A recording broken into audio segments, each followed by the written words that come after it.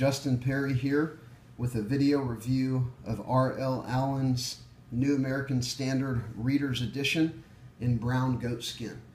This Bible is also available in black goatskin, and there are a couple more colors scheduled for release very soon. I earlier did an unboxing video of this Bible, and now for the past several months it has been my main Bible, so I think I can do a more thorough review. One of the things that you'll notice about the Bible is, of course, that it is the dimensions of a large print thin line, and so it's actually a really great sized Bible. It's not too thick. It's a great size for preaching. And just to give you a little size comparison here, I've got the ESV Heirloom, which is just a normal size thin line. It's a little thinner than the R.L. Allan Reader's Edition New American Standard, and it is smaller in footprint as well, as you can see there. I'll also compare it to Allan's New King James Version large print thin line, which is going to be a little bigger in footprint just because the yap of the New King James Version is bigger. The thickness is almost identical, and the book block is actually almost the same size as well. The New King James just happens to look a lot bigger, again, because of that very wide yap. So that gives you an idea of the size of the Bible. It's a great size for preaching, and as we'll see once we open it up, the large print is great for preaching as well. So this is a brown goatskin, and this one, rather than being bound by Allan, which the New King James Version is, this one is actually bound by Youngblood in Holland, and the grain in the goatskin is different than the Bibles that I've seen that are actually bound by Allan. If we look at the New King James again, you can see that there's different grain. There's these horizontal ridges that you see in the goatskin, really a deeper grain, a more pronounced grain. And in the New American Standard, it's more, it's a lighter grain. You don't have the deep ridges. It's more of a subtle look to the grain. But nevertheless, it's a great looking Bible, the brown goatskin with the gold ribbons there. And we'll go ahead and take a closer look. So as you can see, you have two embossed lines that run all the way around the cover there.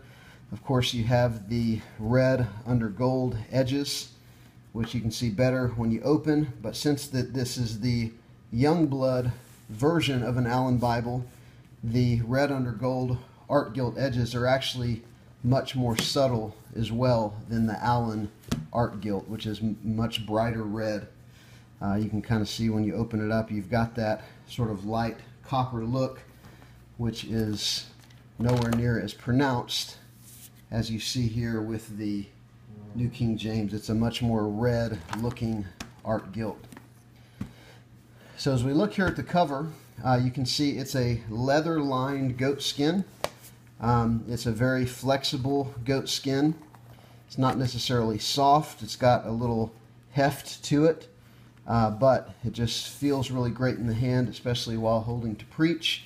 You can see you've got the gold gilt line running all the way around the edge, and the perimeter is glued rather than stitched, as I think all Allan bindings are, but it is very well executed. So even on the corners, they've done a great job of folding it so it still looks good even though it's glued rather than stitched.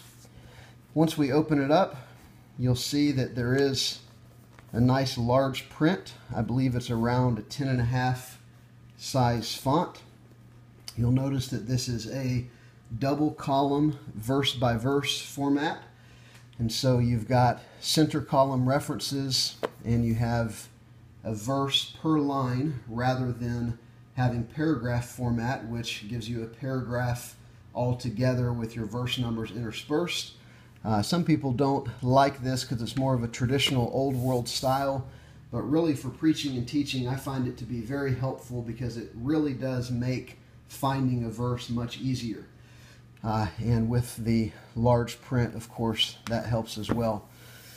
This is Youngbloodz Paper, although it doesn't have the same shiny coating on it that some of Youngblood's paper does, but it's still just a beautiful paper. It's got a great coloring that really accentuates the text. It's just really great quality. Whenever you feel it, it almost has more of a silky feel. It's just a really excellent quality paper. I will say about this Bible that it's been my main Bible for around 4 months now. It's held up well to the use.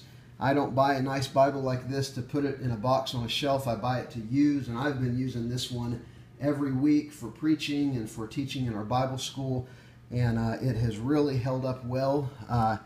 I thought that it would bother me that there's no line matching in the text, because I've really gotten spoiled by Bibles like the Clarion and the Pitman and some of Cambridge's Bibles, as well as the ESV Omega.